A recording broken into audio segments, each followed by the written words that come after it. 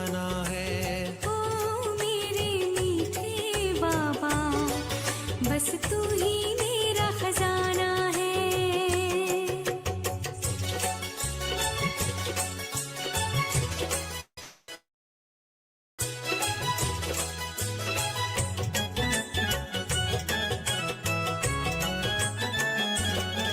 तेरी बात मुझे हर भाती है, श्रीमत परवारी जाऊं मैं। सुन करके तुमको ओ बाबा, अंदर का अति सुख पाऊं मैं। तेरी बात मुझे हर भाती है, श्रीमत परवारी जाऊं मैं। सुन करके तुमको ओ बाबा, अंदर का अति सुख पाऊं मैं। मेरा दिल तो बाबा तेरी मुरली का दीवाना है। ओ मेरे मीठे बाबा, बस तू ही मेरा खजाना है। ओ मेरे मीठे बाबा, बस तू ही मेरा खजाना है।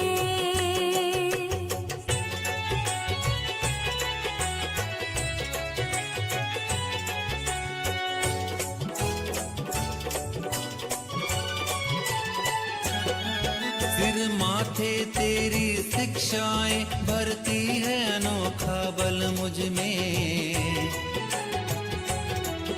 अब सारे रिश्ते ओ बाबा मुझे आते नजर हर पल तुझ में। सिर माथे तेरी शिक्षाएं भरती है अनोखा बल मुझ में। अब सारे रिश्ते ओ बाबा मुझे आते नजर हर पल तुझ में। अब तेरे लिए ओ बाबा ना कोई बहाना है। ओ मेरे मीठे बाबा, बस तू ही मेरा खजाना है। ओ मेरे मीठे बाबा, बस तू ही मेरा खजाना है।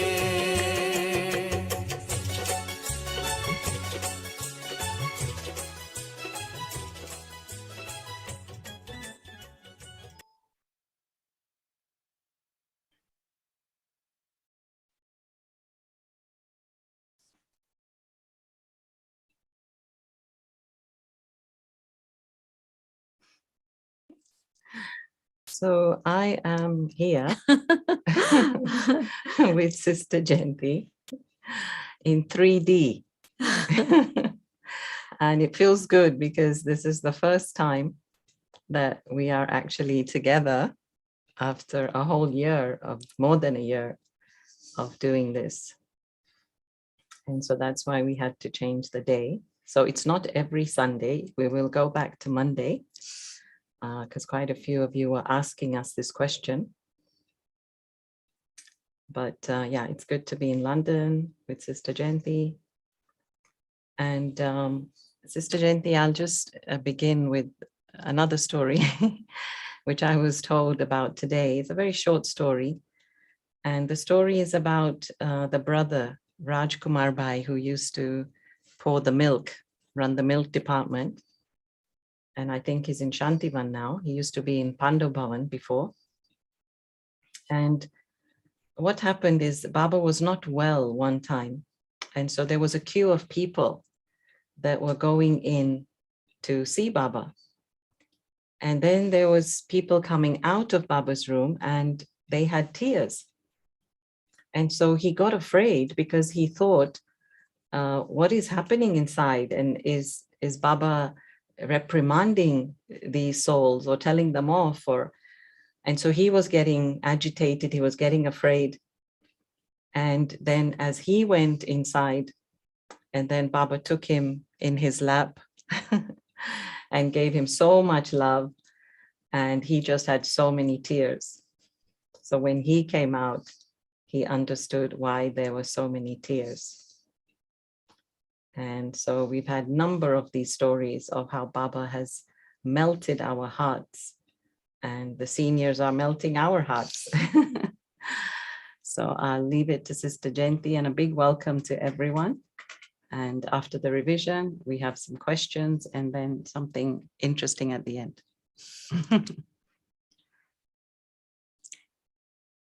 Om Shanti. It's lovely to actually be together after watching each other across the cyberspace. But now, yes, we share the same Murli all over the world, which is really such a beautiful development in terms of how Baba's work has moved on. And so when I tell people that across the world, we study the same lesson every single day, they're quite amazed. And of course, there's about 19 different translations that happen of the Murli. And so they just become aware of this global network that's studying together, practicing together, and sharing together. So this morning's Murli, the foundation of Tapasya, is unlimited disinterest, Behat ka Vairagya. I'll just take up this word disinterest, Vairagya, just for a moment. To me, it carries that message of not being attached, raga, where you have a connection with someone, something. In Hindi, they say, Meri raga wahan jati. There's a thread that's connecting me with that individual or that place or that situation. And so unlimited disinterest to me carries that idea of all those threads having been broken so that the soul is free. And in another translation that I heard, Vairagya means being dispassionate. And so where you have a passion about something, and it might be a passion about cooking, a passion about service, a passion about painting, a passion about an individual. So this term, dispassion, I've been able to move away from all those passions that entangle me. And I'm now in this space in which there are no entanglements. That passion has become calm, it's cooled down. And so now I'm in that space in which I'm free. So these two different approaches bring about that same idea that you're completely free. And of course, Baba spoke about it, and I'll come to that in just a minute. But just looking at that heading, that reminded me of this translation that we just use as disinterest, because it's a very neutral way to put across this idea. You don't dislike something, because that's also a passion, negative passion, but it's nonetheless a passion. So it's not that I dislike or I reject, but I'm really uninterested, disinterested. And so Baba, of course, starting with a huge amount of love, Baba seeing the flowers of love that are coming from each one's heart and they're reaching Baba. Baba's also hearing the music, the song that's coming from each one's heart of my Baba. And to me, it feels as if it's been a distant time. It's been a long period in which souls haven't met Baba. And then later, Baba clarifies that it's a lot of new people who've come. And so Baba really picking up on this idea of the love that is there in the family, to be able to meet Baba, that expectation, that anticipation, that excitement that all of us remember whenever Baba would come. I know that I would get very excited. I wonder what Baba's going to say today. And today, of course, it's very different, but yet still that feeling of warmth and love is still very much there. That excitement, I have to say, is a little bit missing, but the love is there. And so Baba then responding to the children that yes, the children want Avyakt Baba to come into Sakar, and Baba also enjoys coming into the Sakar to meet his children. But then Baba explaining that from the moment that Brahma Baba became Avyakt, service took on a new dimension. Services increased to take in the world, actually. Baba Sakar, and it was service of Bharat, Baba Avyakt, and a couple of years later, the first delegation comes abroad to serve the whole world. And so really it was the preparation of a new chapter that began at that time. And then Baba saying, but for years, not just 1 or 2 years, but for decades, Baba has been coming to meet you all, even though Baba's service is at an unlimited speed and extent now, but yet still, Baba is coming in the corporeal form to meet you. And what is the reason for this? What is the purpose of this? And Baba explaining that the purpose is to enable you to become like the Father. And so this is the return of that love that we all have to give, that Baba's asking us to give. And then Baba's saying that, but all of you are invited to experience the subtle dimension and be there up above and experience that subtle experience. And of course, Baba keeps reminding you from time to time that that is the only one that's going to continue. Of course, at that point, I didn't personally, maybe others realized, but certainly I didn't realize that there would be a period when the Sakar meetings of Avyakt Baba would stop, and there would be a space in which the only type of meeting then would be the Avyakt meeting with the Avyakt form, which means that I then have to make the effort to go beyond the physical dimension and connect with that subtle dimension.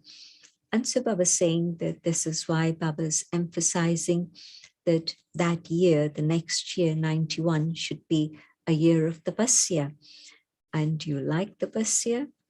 Is it that you feel that it's an obligation, or do you feel joyful that yes, there's an opportunity for tapasya? Is it by program that you're expected to attend a bhatti or something that then you sort of by compulsion say, yes, I'll do it? Or is it just simply a matter of the heart? And with your love, you want to have that tapasya and you want to engage with Baba in that way. And then Baba explaining the connection between tapasya and disinterest, that the foundation is this. And of course, it makes total sense that if there's attractions here and distractions here, how is there going to be the possibility of any tapasya? It's not going to happen. And so Baba explaining the meaning, or firstly even why there should be tapasya now. And so Baba said, looking at the conditions of the world, there's a need for tapasya. Looking at your personal progress, definitely even today, even though this Murli was spoken 20 plus years ago, that we would agree that yes, what we need now is more tapasya. And then in terms of serving at a faster speed, we need to have tapasya. In terms of giving Baba the return of our love, of the love that Baba has given us and our love for Baba, we need to have tapasya to fulfill all of that. And so Baba explaining again that it's easy to be loving, but then according to Srimad, according to a signal from the instruments, the seniors, when you're asked to be detached, how come you're not able to fulfill that? It's like there's a long pause and a long question that how am I going to do that? But just as you were able to become loving very easily and naturally, you also can be the same in terms of your detachment. But this is when you have to realize that you have to be the one who's able to exist without any support, because all the supports are going to be taken away at some time or another. If today I make that effort myself to experience detachment and separation from support. Baba used the word shore. I'm hanging on to the shore because I'm afraid to go further and let go of that and start swimming in the ocean. But no, at some point I have to let go. And if I don't let go, drama, circumstances will compel me to let go. And in fact, if I do so gracefully with love now, just letting go and knowing that it's Baba who's my support in all terms, in that sense, I experience the fruit of that, the benefit of that here and now. But also, of course, I'll experience the reward of that in the future.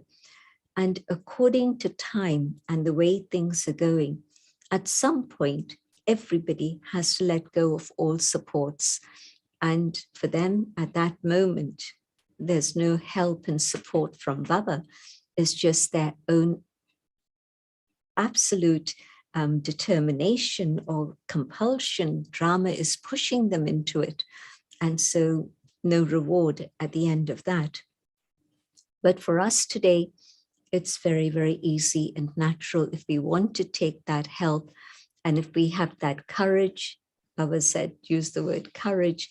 Do I say I don't have courage to be detached and to be completely dependent on one? Am I still saying that it's difficult? But in fact, if I have that courage and I say yes to Baba, then Baba is willing to give me a huge amount of help. I just have to be ready to be able to take that help from Baba. And taking that help from Baba means I have to make the effort to detach myself. And so Baba explaining that this state of unlimited disinterest is what I need to attain if I'm to be able to have that tapasya. So what is this tapasya? This tapasya is that state when there's only one, ek nami, only one in my thoughts and with every breath. And then if I love solitude, ekant. And then the result of this tapasya, I'll be able to experience ekras, the stable stage. And so to achieve this tapasya, I just have to use this word one. One word, one. And the symbol for one in all languages is just a straight line. The other characters are complicated, 2 and 3 and whatever, and they're all different in all languages. But in all languages, the symbol for one is just that straight line. And so that straight line, when there is tapasya, then I'm able to move forward. And Baba explaining that why sometimes there's tiredness on the spiritual path. It's because instead of going straight, you change your direction. And of course, if you're changing your direction, well, most of you travel on motorways, and you know that if you've missed the turning or you've moved off in a wrong direction, you can be going and going for 20 minutes, 30 minutes before you're able to actually turn back and come back on track. And so how much time did you lose in that space? And so the tiredness that comes on the spiritual path is not because it's a difficult path. It's because instead of moving in the right direction very carefully, easily, we get distracted and move off in a different direction from time to time. And so Baba cautioning us, just follow Srimad and stay straight and clear. And then the path becomes very, very easy and natural. And so then Baba went on to talk about the whole subject of how when there is that stage of tapasya, then of course things work out so smoothly and easily. Look at your life and you'll see how fortunate you are, how Baba has liberated you from so many other bondages and so many different situations. And so be grateful. Others are going to have to struggle with being able to let go. And Baba's already freed us from many, many different things. And so what do we have to do now? what we have to do is to make sure that mind and intellect are both aligned and are absolutely focused and connected with one. And Baba spoke about how, yes, God is watching us and God knows what's going on, but it's not necessary for God to get into all the detail of our lives. Brahma Baba's very amazing example that somehow Baba's instinct would know where it is Baba should give attention to. You would send your accounts to Baba, and Baba would know exactly what is it that's not quite right, and have a question about it, and give a direction about it. Baba would read a letter, and maybe it's a letter of 8 pages even, and the children have been writing long stories, but Baba will be able to come to the essence and know what it is that is in the child's heart, and Baba would be able to give an answer to that.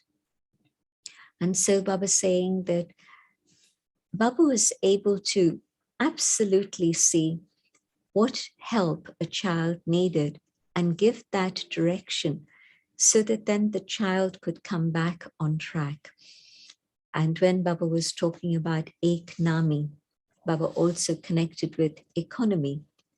And Baba saying that tapasya means that you have all the powers, you have all the resources, and you understand how to be able to use those resources in the right way so that nothing is wasted, and that is economy.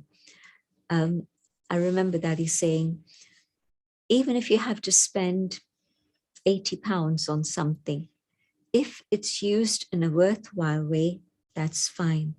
But even if 1 pound is wasted, then that's not right, because Baba has to give the return to that soul of that 1 pound multiplied 100 times.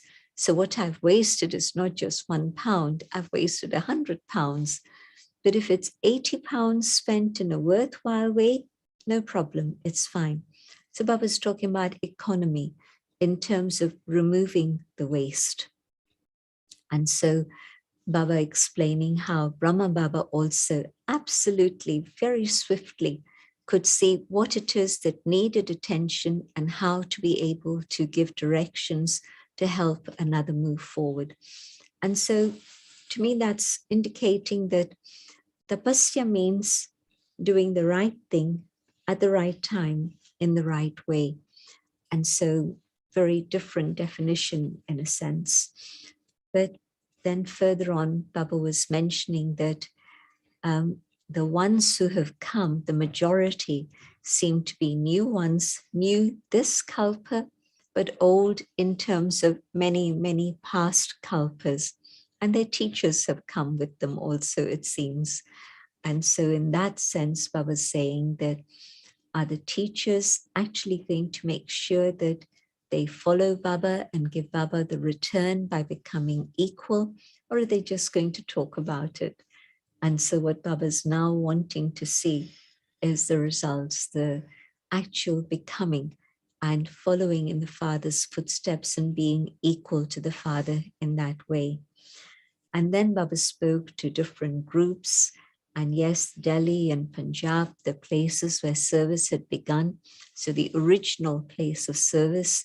And within that, are you also now going to be the first ones who give Baba the return? And are you going to be able to move forward in this way so that then that becomes an example for many others also? And Baba also spoke to others from other countries, from other states, but Baba commenting on how, yes, you belong to the different states, but that's simply practicalities in terms of service. But the reality is that all of you are Madhuban Nivasis, and your original occupation, very lovely, your original occupation is to be godly service. And so all of you are service companions, but all of you are actually Madhuban Nivasis. And so I think that's very much a statement that's applicable to all of us at this moment also. Don't think of yourself as belonging to the east or the west or the north or the south, but my home in the corporeal world is Madhuban, and my home, the eternal world, is Paramdham. But to be able to align with that also. So in a way, a summary of what Baba spoke of with the groups, but in particular, the Murli, the foundation of tapasya is disinterest, unlimited disinterest. And so not to have the thought of what I want, desires of this, that, and the other, but to be able to let go of all of that. Of course, many things that were very striking. And so Baba giving the definition of those of the 8 jewels. The 8 jewels are the ones who have 8 powers, but in a way there's many powers, but especially 8 powers that within them take in all the other little powers also. But to be able to use the powers at the appropriate time, in the right way, at the appropriate moment, so that then everything works out very, very successfully. I haven't heard this definition of being one of the 8 jewels, so that was really a very striking comment from Baba. And so it's not just in the main Murli that Baba gives us very special points, but even in talking to groups, you pick up things that really need attention and you're able to benefit from those. So those who have the 8 powers, Ashtaratan, and the 8 jewels, the Ashtaratan, but also they're the ones who are the Isht Devs, the special deities who hold a special place in everyone's hearts. So I'm going to see if we can get back to Aruna, and if you're going to have to call someone in to help us at this moment. Yeah. Gentlemen, would you just like to speak about the cross? Baba saying that to have to cross something is the same as having to be on a cross. It was a strong message from Baba. And I'm thinking about a practical example in terms of attachment. And here I am with Baba's help, managing to deal with my attachments and the I and my and mine and all of that. And so with the power of love, I've been able to go across.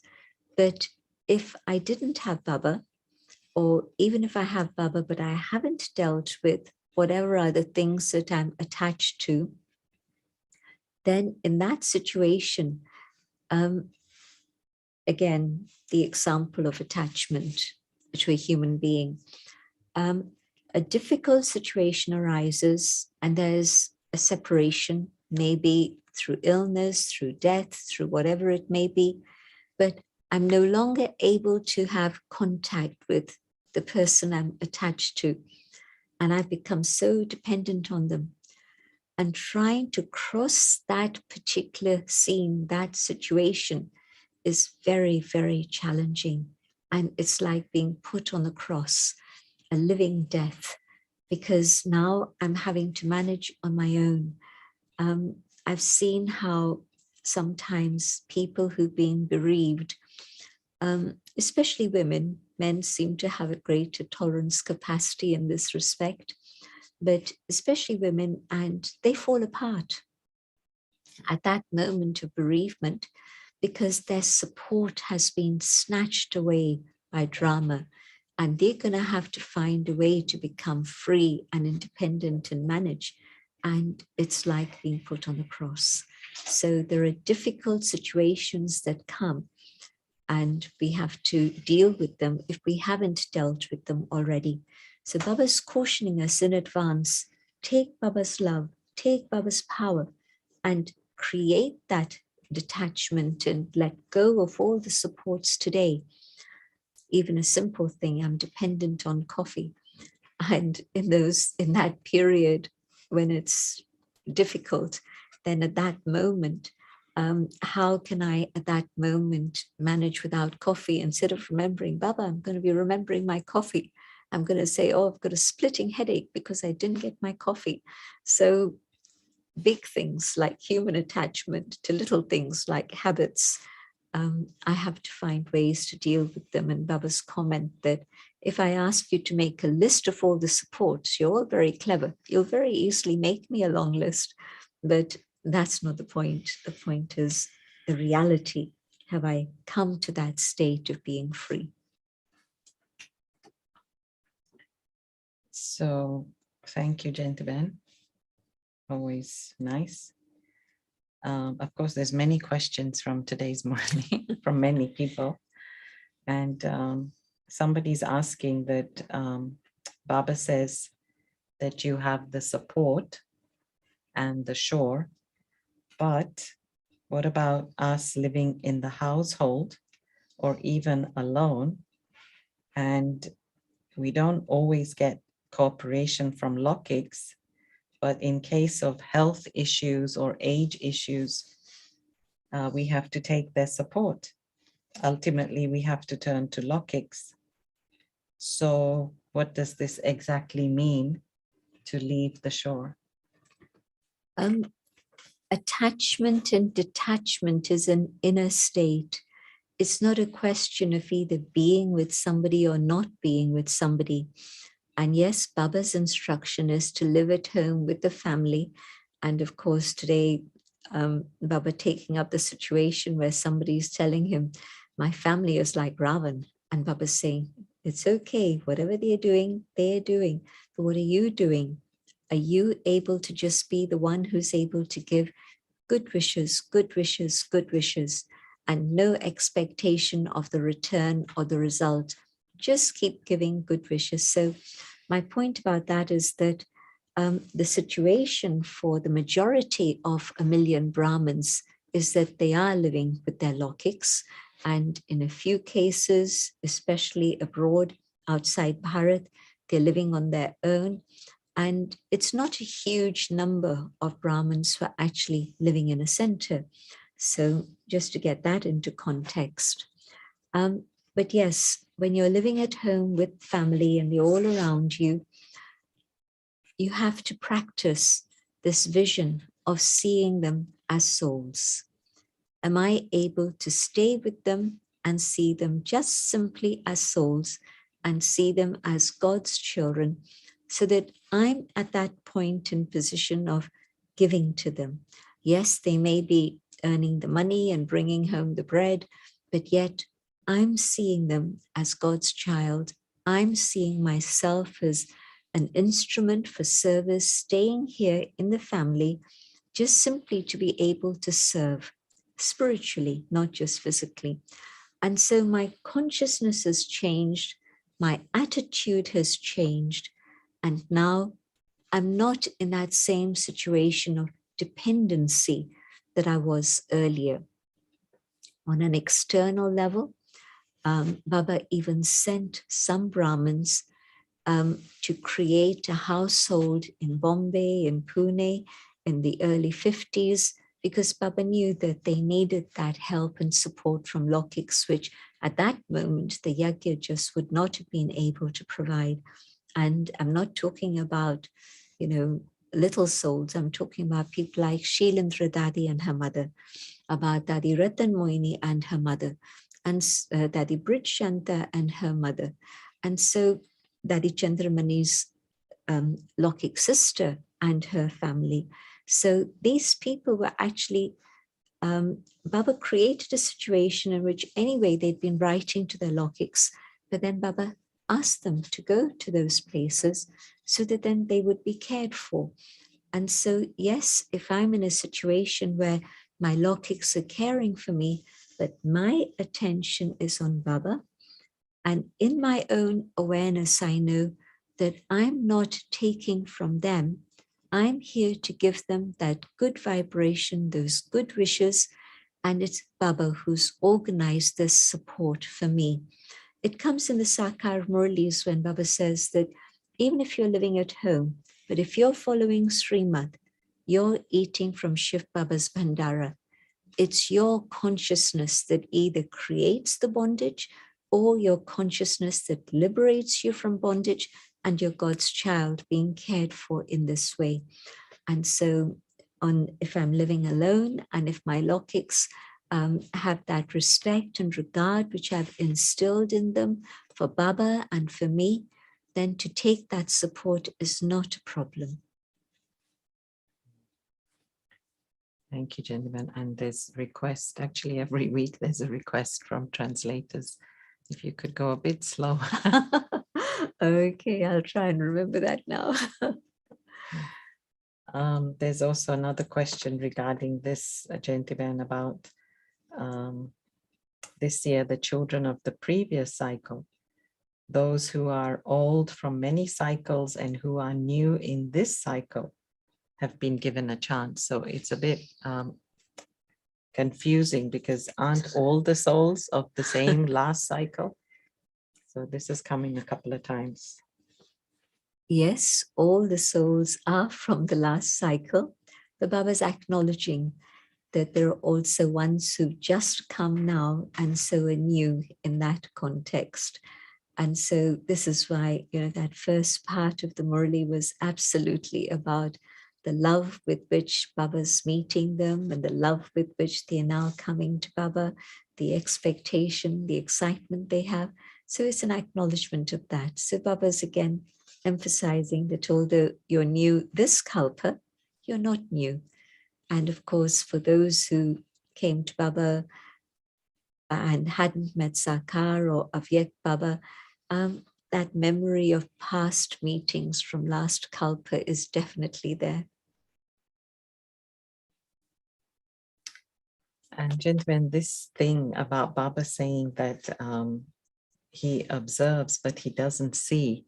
I mean, this is how it's translated, although in Hindi, I'm not saying it's wrong translation, but they've tried to clarify better in English. Yeah. So he neither sees nor knows. Yes, would you like to? I was struck by the translation, and I thought it was a good translation because it's differentiating, because the Hindi is just saying sees and doesn't see. And so, yes, Baba notices, but Baba doesn't see it. And the other side where Baba knows but doesn't know. And so Baba understands, but yet, so Baba's whole point there is that whatever it is that's significant, Baba will be aware of that and give you instructions or directions or a signal about that. But what is not relevant, what Baba is not going to be looking at, various things that you need to do that you get on with, and yes, you're doing it appropriately, that's okay. So Baba doesn't need to get into that detail, but Baba has the total picture there. But Baba picks up on whatever it is that is essential. And somebody's asking if I don't do physical seva, can I make it up with mansa seva? There was a very lovely point that Baba had made a couple of weeks ago. And it was that if you can't do physical service through your hands and feet and whatever, but physical service was not just translated, but Baba put across that idea that physical service is also relationships. What sort of relationship do I have with everyone? And is that relationship filled with pure thoughts and good wishes and good feelings? And so that also is Baba put it into the category of karma seva, the service through actions. And so that is definitely something that everyone can do. Yes, of course, do mansa seva, but on the physical level, you know how, say, for example, if somebody is not well, then they can be demanding, they can be whining, they can be really just making complaints, criticizing. And on the other side, here's a person who's not well. And internally, they've come to terms with the illness and they're really, really in that state where internally they're very peaceful and happy. And so somebody's a little bit late bringing the breakfast, it's okay. You understand that they've got 1,000 other things to do. I can't be, just the only job that they have full time. They've got other things also. So my attitude to my illness and my attitude to others around me at that time will either make me a karma yogi or not. Yeah, and I like what you said this morning. Sister Jayanti said in the class that now when we use the word karma or yogi, we should add the two together. So it's not just karma, but we do it in a yogi consciousness. And yogi doesn't just mean sitting down, so to be doing. And gentlemen, going back to this, I really just want to comment on this, where I know you explained it well, where Baba said that we should, give them something, even if they are our enemy. But it's almost like we've got to really keep ourselves because the heart closes, when we get hurt or when we see something negative we don't like, we become judgmental, the heart closes and we can't give. So by Baba saying that we need to give something, it's almost like he's saying, well, just keep the heart open and keep the heart pure and keep the heart clean. Otherwise, how can we give, right?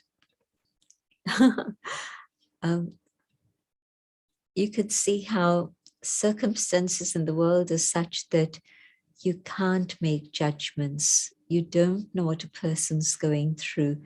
And if today they're speaking to me harshly, I don't know what happened to them 10 minutes earlier.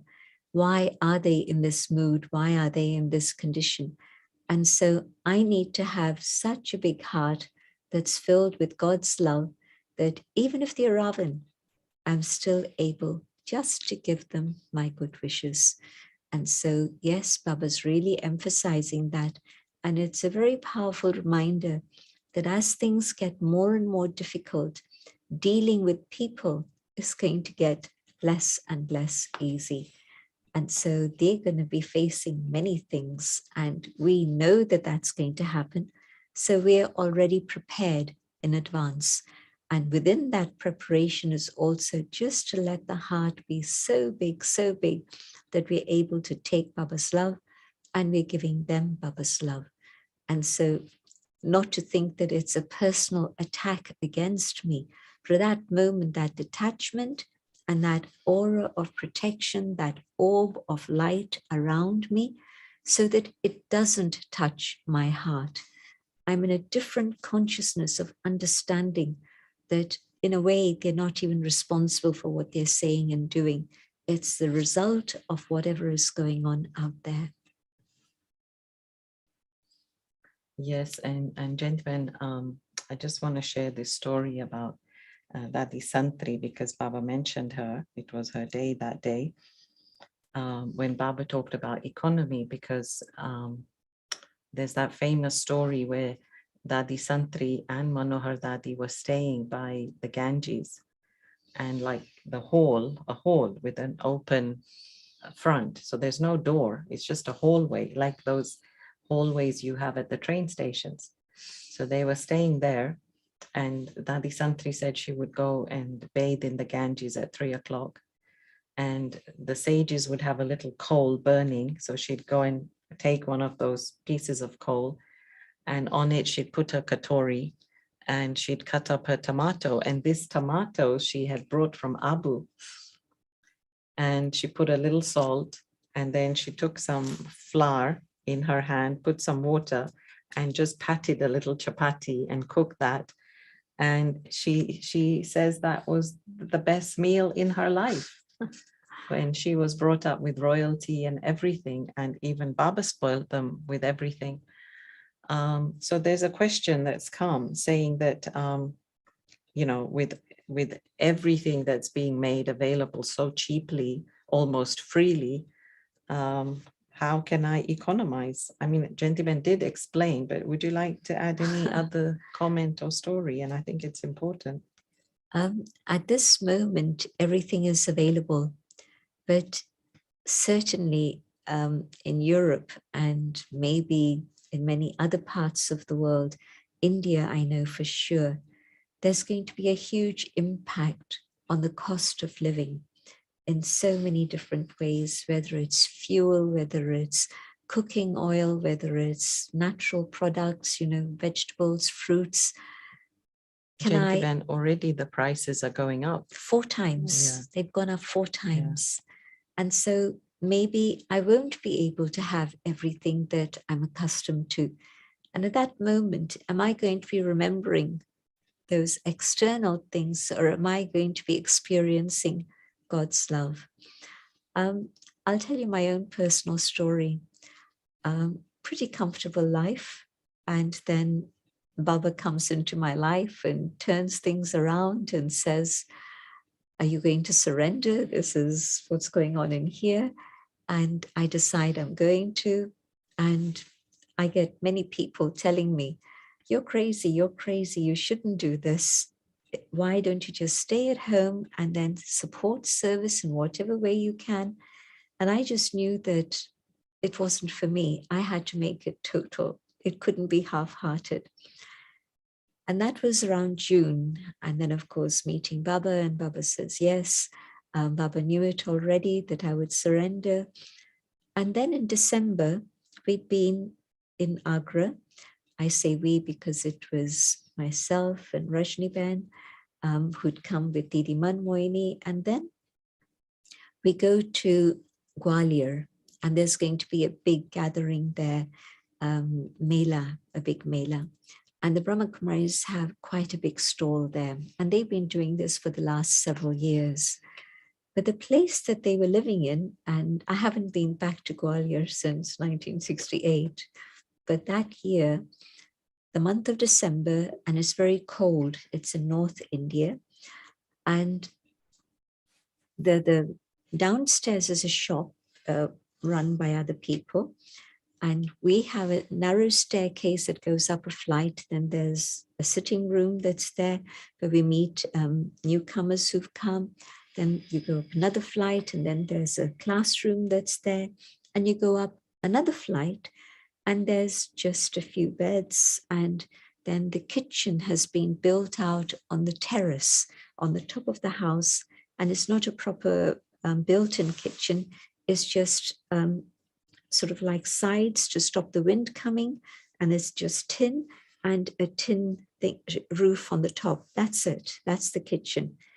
And the bathroom's been made in the same way, out on the terrace at the far end, and buckets and tap and so on. Very, very basic. And Rajiben sees this and asks me, how are you going to manage? And I say, it's okay. I'm in Baba's house. And literally, there was not a single waste thought at that time. How am I going to manage this? Very different situation to a comfortable lifestyle in London. Basic. I mean, at least I had a roof above my head, but can you imagine that change? And there was not the moment of waste thoughts. How can I manage this? You know, they talk about love in a garret, and it wasn't a garret, but certainly it was on an external level quite challenging. And so I know that when challenges come, if you have that feeling of passionate love for Baba, that love carries you across everything. You don't hesitate to do what you need to do, you just get on with it. Gentlemen, I think it's also not just love for them, but from my experience, love for, you know, Baba's children who are perhaps waiting to get Baba's message. Yeah. Yeah. Love for Baba and love for Baba's service and love for the family. Yeah. And gentlemen, we'll take this question from one of the yesterday or day before Sakar Murli. And we discussed it already, but for everyone. So who will be the cleaners left behind? And then the second part to that is, will there be enough kingly families, enough rich kingdoms where all of us can take birth to? Everything is number-wise. So when we say all of us, I don't know how many all of us means, but anyway, Satyug will be comfortable for everyone, not just those in kingly families. My understanding is that in that transition period, Dadi Gulzar spoke about, it'll happen in a flash. And so it won't be a long period of time between the vast majority going home and then the first souls coming down and a new world beginning. Things will happen very quickly, a flash. And so the cleanup, I think, is more the fact that there will be advanced party souls who are there. And so there'll be the people who won't have clear gyan, but they'll have yoga power, and they'll have the yoga power to be able to see what's happening around them and not fall apart. Most people seeing all the sorrow and the tragedy will fall apart, but the advanced party souls have that inner yoga power and that inner knowing, and everything's going to be fine. The first souls come and the advanced party souls leave. So just reflecting on this idea of cleanup, it's going to be basically the elements that will do that task of cleaning up.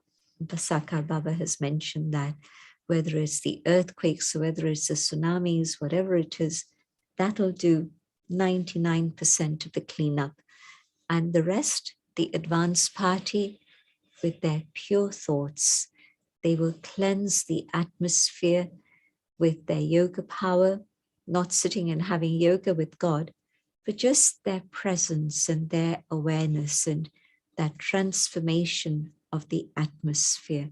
So I think it's not a physical cleanup, it's actually a spiritual cleanup, changing the vibrations, and the advanced party will do that. Right, gentlemen. So that brings us on to this last segment, which is a little rapid fire round. You have to go. Yeah, just a few questions then.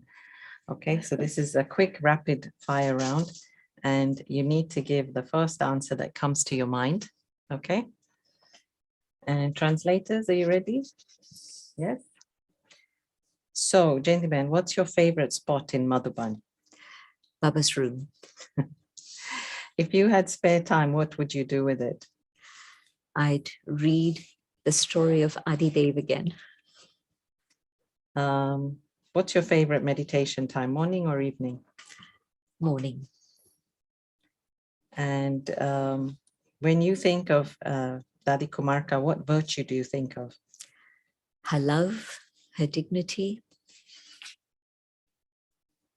Which place teaches you the most, London or Madhuban? London. Do you dream? Very rarely, or if I do, I have vague memories and I don't recall the detail. Okay. Do you like your own company or do you like being in a group? I enjoy my own company. I don't get it so often. I miss it. Okay. And then maybe the last one, how do you define success for yourself? To fulfill the hopes that Baba has for me. Okay.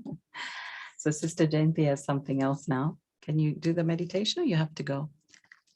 Should we just have 1 minute? Okay. So 1 minute meditation. Thank you everyone for joining, and thank you to Sister Jayanti. And thank you, Aruna, for coming to London. Thank you to actually Rajesh Bhai. We never get to thank him, and he's also here. And there's a lovely studio set up here, which I got to see now. So thank you so much, Rajesh Bhai. Thank you, everyone.